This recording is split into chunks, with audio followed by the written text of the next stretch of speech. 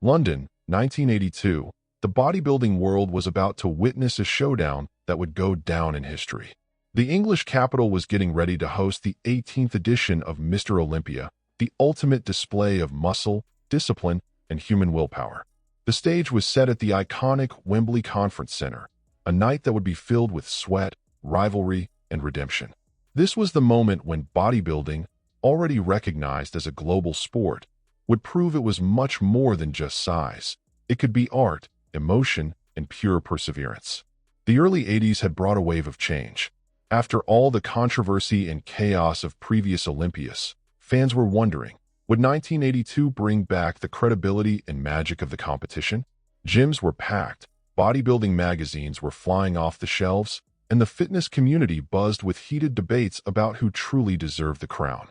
This wasn't just a contest. It was a matter of pride, both for the athletes and for the passionate fans who lived and breathed every pose and every result. Among the competitors, familiar faces were returning to prove they still had something to say. Frank Zane, the three-time champion known for his flawless lines, was back after boycotting the 1981 Olympia, ready to reclaim his spot among the legends. Boyer Coe also made his comeback, determined to show that experience could still triumph over youth. Meanwhile, names like Tom Platz, Samir Banout, and Casey Viator represented the new generation, strong, charismatic, and starving for glory. The audience was split. On one side were the old-school fans, who saw Zane and Dickerson as the pinnacle of classical aesthetics. On the other, those who craved the rise of a new era, physiques thicker, heavier, and more powerful. The tension in the air was almost tangible, as if the fate of the sport itself would be decided that night. Each competitor carried more than just muscle.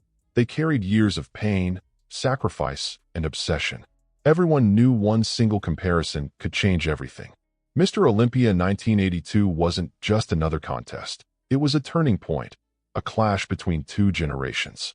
The era of the body artists was facing the dawn of mass and extreme definition, and the crowd, without even realizing it, was about to witness a transition that would shape the future of bodybuilding. Who would rule the Wembley stage? Zane's sculpted elegance? Dickerson's mature balance? Or the raw power of the rising stars? That question echoed through every corner of the arena. The lights were about to flare up, the spotlights fixed on the stage, and thousands of eyes focused on a single point, the center of history. Mr. Olympia 1982. On that cold November night, the legendary Wembley Conference Center became the beating heart of the bodybuilding world. A venue famous for concerts and major events now pulsed with muscle, nerves, and anticipation. Bright stage lights illuminated the spot where the best physiques on earth would soon be judged. The sound of excited chatter filled the hallways as photographers adjusted their cameras, ready to capture every moment of the spectacle. Everything was meticulously prepared for a night that promised to redefine physical perfection.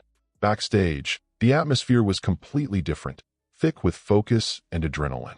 Competitors reapplied their tanning oil, tightened their straps, and checked their reflections one last time. Months, even years, of preparation all led to this night. One wrong pose, 1 second off timing, could cost a title. They exchanged silent glances, half respect, half rivalry. The slick sound of oil being spread across skin mixed with the scent of pro-tan and sweat, giving the place an almost ritual feel. Meanwhile, the audience was taking their seats. The hum of thousands of voices turned into a low buzz of anticipation. Fans from around the world filled the hall, some waving flags, others holding cameras, everyone eager to see their heroes in real life after only knowing them from magazines. Every flicker of light, every curtain movement sparked applause. There was a collective sense that something special was about to happen, one of those rare moments that become eternal in sports history. Prejudging had taken place earlier in the day, away from the bright lights, but with the same intensity. That's where the judges, laser-focused on symmetry, proportion, and definition, decided who really had a shot at the title. The side-by-side comparisons were fierce, especially between Frank Zane, Chris Dickerson, and Samir Banout. Every transition, every pose drew gasps and murmurs, not just from the judges, but from the die-hard fans watching closely. It was like a chess match made of muscle. Every move mattered. The sound of firm footsteps on the stage, the heavy silence, the blinding lights. It all gave the Olympia a nearly theatrical atmosphere. It wasn't just a competition, it was a show. The athletes weren't there only to flex. They were there to perform, to inspire, to prove how far the human body could go. And Wembley, with all its grandeur and history, was the perfect setting for this kind of drama. As the crowd waited for the final routines to begin, there was something almost spiritual in the air. The mix of anticipation, admiration, and respect turned that conference hall into a true cathedral of bodybuilding. The 1982 Mr. Olympia lineup was nothing short of legendary. On a single stage stood bodybuilding veterans and rising stars ready to change the course of the sport. Every competitor carried a story of sweat, discipline, and sacrifice, and everyone knew London would be the crossroads where those journeys collided. The crowd, electrified, watched in awe as physiques from different eras and styles took the spotlight. It was the meeting of classic grace and modern power, refinement facing off against raw intensity. At the center of it all stood Chris Dickerson, the man many called the body artist. At 43, he was the oldest athlete on stage, yet his condition defied time. His symmetry was flawless, his stage presence calm and magnetic. Dickerson didn't need to overdo anything. Every pose was a masterclass in control and elegance. Trained by the great Bill Pearl, he carried the wisdom of someone who understood that bodybuilding wasn't just about size. It was about harmony, rhythm, and emotion. Right beside him was Frank Zane, the three-time champion of perfect lines.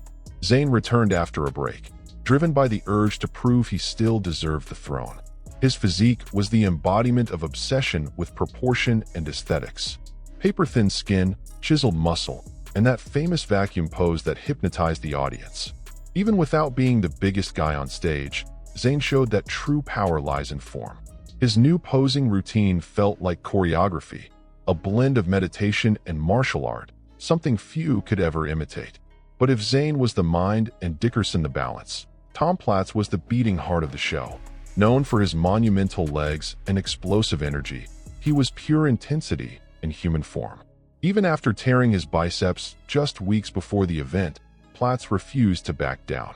He stepped on stage with a colossal physique and a presence that lit up the arena.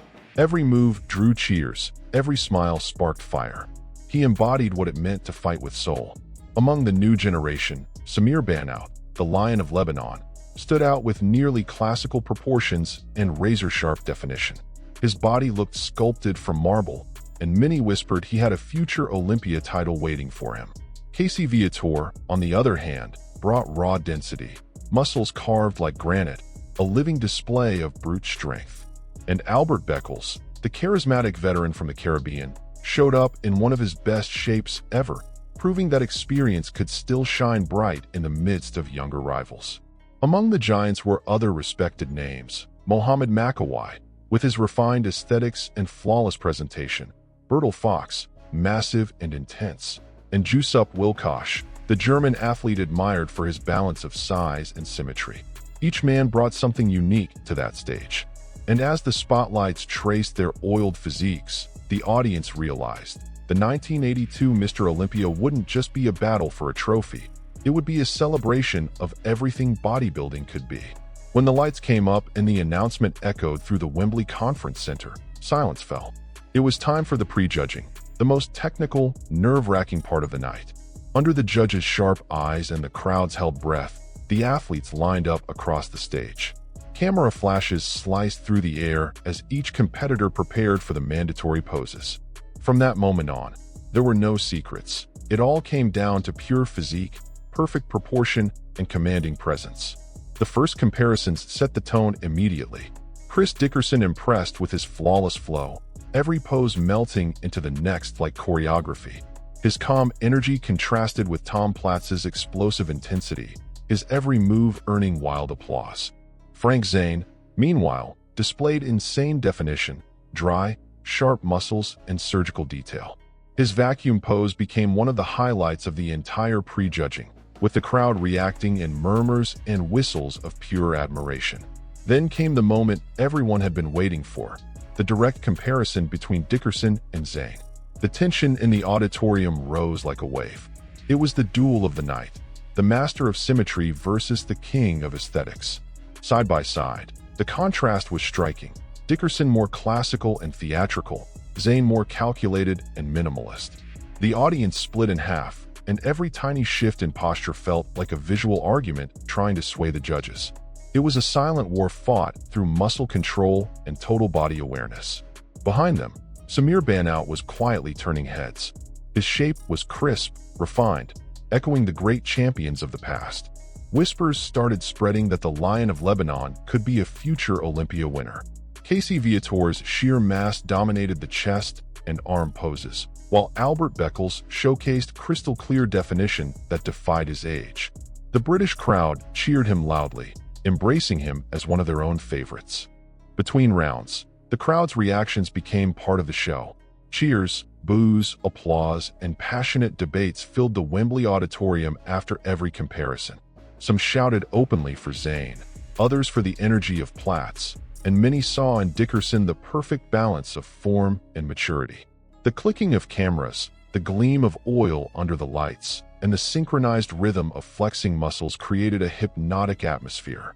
By the end of prejudging, the air was thick with uncertainty and anticipation. No one could say for sure who would come out on top. The level of competition was sky-high, and the physiques were so different that everything would come down to the judges' taste. But one thing was certain. The 1982 Olympia had already won over the fans. Every pose, every clap, every held breath turned that night into a true celebration of bodybuilding as an art form. The judgment of the gods had begun, and Wembley was witnessing history being written in real time. The tension inside Wembley Conference Center was almost tangible as the final show began. The curtains parted, revealing once again the best physiques on the planet.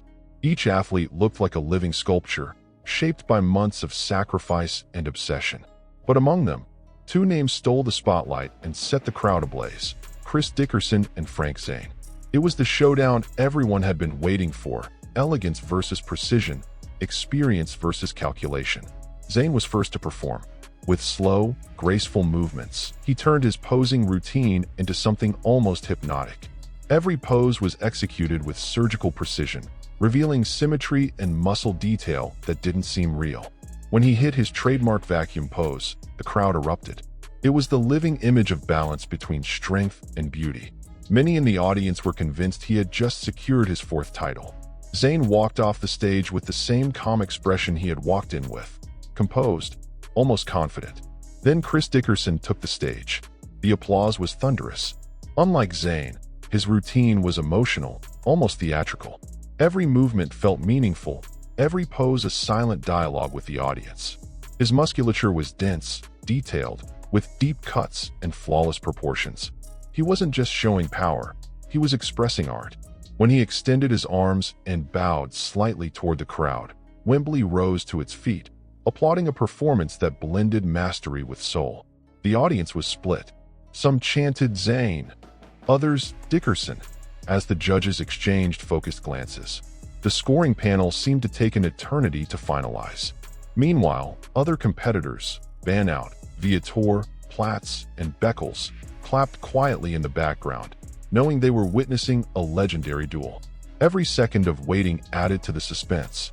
Who would be crowned the new king of bodybuilding? Finally, the announcer stepped up to the microphone. The entire arena leaned forward in silence. And the winner of the 1982 Mr. Olympia is... A pause, then the words that sent shockwaves through Wembley: Chris Dickerson. The audience exploded in cheers and applause. Dickerson raised his arms, overcome with emotion, while Zane, ever the gentleman, stood and applauded him. It was the perfect ending to a legendary night. The 43-year-old veteran, the man so many had doubted, had just conquered the bodybuilding world. As the applause echoed through the hall, Chris Dickerson was called to center stage. The lights of Wembley focused solely on him, and for a brief moment, time seemed to stand still. Trophy in hand, sweat glistening on his face, he took a deep breath, trying to hold back his emotions. At 43, he had captured the most coveted title in bodybuilding, and done it with a rare mix of technique, grace, and heart. It was the pinnacle of a career built on patience, discipline, and a true love for the art of sculpting the human form. The crowd gave him a standing ovation, and amid the cheers, one name could be heard again and again: Bill Pearl. Dickerson soon raised the microphone, his voice tired but warm. "I want to dedicate this moment to the man who believed in me when no one else did," he said, his voice trembling. It was a heartfelt acknowledgement of the mentor who had shaped not only his physique, but also his character. Bill Pearl, a living legend of the sport, had taught him that strength without purpose is just vanity. Chris's speech was short but deeply moving. He spoke about the silent battles he'd fought over the years, the times he thought about quitting, and how this moment meant more than a title. It was proof that persistence conquers time. His words weren't rehearsed, which made them even more genuine. "The beauty of bodybuilding," he said, "is that it teaches you to push beyond your limits every single day, even when no one's watching." The audience responded with endless applause. Then came the moment that stunned everyone. "Tonight is my farewell," he announced. The crowd fell silent. For a few seconds, no one reacted. Then came a wave of murmurs, followed by shouts of "no" from the stands. But Dickerson smiled. "Everything has its time," he said softly, "and I feel mine has come. I want to leave this stage at my very best." It was the kind of decision few athletes have the courage to make, stepping away at the peak of glory.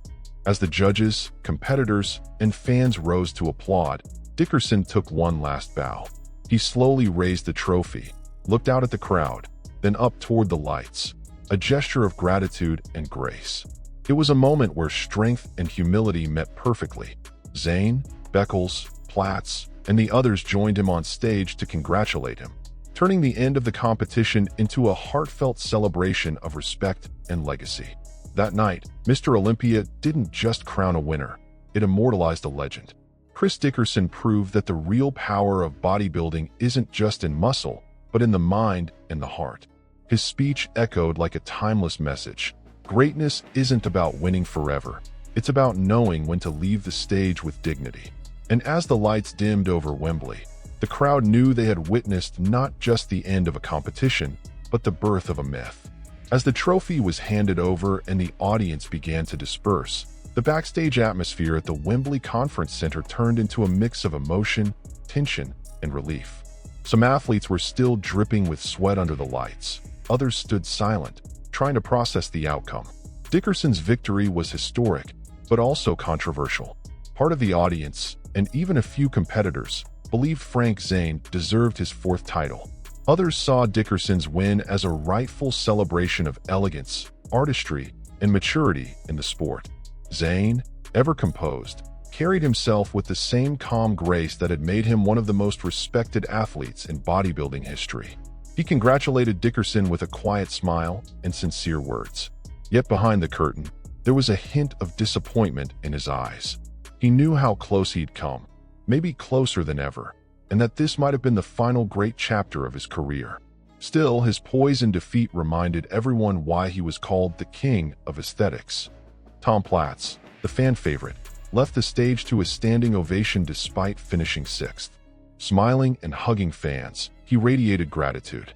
Everyone knew that if it hadn't been for his biceps tear just weeks earlier, he could have been one of the main contenders for the title. His fiery energy and love for the sport made him one of the moral victors of the night.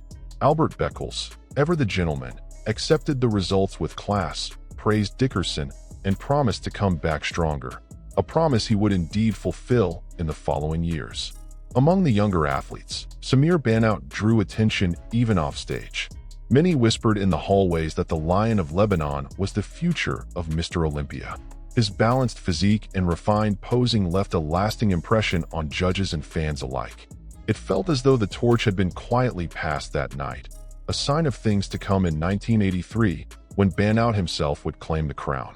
The media, meanwhile, was divided. Some outlets highlighted the symbolism of Dickerson's win, the first openly gay champion and the oldest in Olympia history at the time. Others pointed to the subjectivity of the judging, reigniting long-standing debates about favoritism and criteria in the sport. Still, no one denied that the event itself had been flawlessly executed, perhaps the most polished and emotionally charged Olympia of the decade. When the lights finally went out and the athletes left Wembley, a sense of closure lingered in the air. Dickerson had taken his final bow like a true gentleman of the stage, and even those who disagreed with the outcome recognized his place in history. Behind the curtains, amid hugs and tired smiles, one truth stood out. The 1982 Mr. Olympia would be remembered not just for its results, but for the emotions it stirred. It was the night bodybuilding once again proved that it's made not only of muscle, but of soul, pride, and humanity. The 1982 Mr. Olympia became a true turning point in bodybuilding history. It marked the moment when the sport, long divided between aesthetics and mass, began to find a new balance. Chris Dickerson's victory showed that bodybuilding could honor more than sheer size. It could celebrate harmony, maturity, and stage presence.